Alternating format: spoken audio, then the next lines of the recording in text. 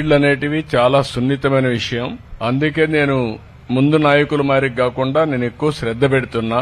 ఈ రోజు ఈ జిల్లాలో కూడా చేపల చెరువులు వచ్చాయి. చేపల చెరువులు వచ్చిన తర్వాత నీరు ఇంకొంచెం ఎక్కువగా వాడుకోవడానికి, భూములకు వాడుకోవడానికి అవకాశం ఉంటుంది.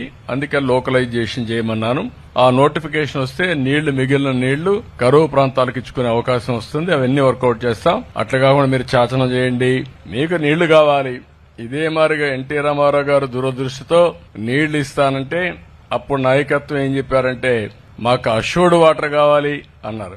ఎన్టీఆర్ ఒకటే చెప్పాడు, నీకు నీళ్లు కావాలన్నా నీళ్లు ఇస్తా, అంతేగాని చట్టాలు లేకపోతే లేనిపోనే మాట్లాడద్దని చెప్పారు. నాయకులు మాట్లాడారు తప్ప నీళ్లు ఇచ్చిన నాయకుడు ఎన్టీ రామారావు గారు. అది వ్యత్యాసం వాళ్లకు మనకు. అందరికి నీళ్లు వచ్చే మార్గం చూస్తున్నా, ఎవ్వరికి ఇబ్బంది రాకుండా నీళ్లు తెచ్చే మార్గం మీరు గుర్తుపెట్టుకోవాల్సిందంటే పట్టిసీమ ఎంతమంది అపోజ్ చేసినా పట్టిసీమ పూర్తి చేశాం.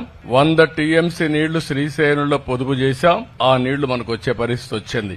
Nagarjuna Sagar right main canal కి గోదావరి నీళ్లు తీసుకొస్తాం. అది తీసుకొస్తే 160 టీఎంసీ నీళ్లు పొదుపు చేసుకునే అవకాశం వస్తుంది. ఆ నీళ్లు అక్కడ పొదుపు చేస్తే ఆ నీళ్లు నేరుగా రాయలసీమలో పైని శ్రీశైలం మొత్తం రిజర్వాయర్లని ఫిలప్ చేసుకుంటూ మీ సోమశిల, కందలేరు, పూండి కూడా వెళ్లిపోతుంది. ఇంకా నాకు ఒక ఆలోచన ఉంది. నాగార్జున సాగర్ దగ్గర నల్లమలై ఫారెస్ట్ లో ఒక టన్నులు పెట్టి బనకచెర్లకు నీళ్లు తీసుకపోతే గేమ్ ఈజ్ ఓవర్.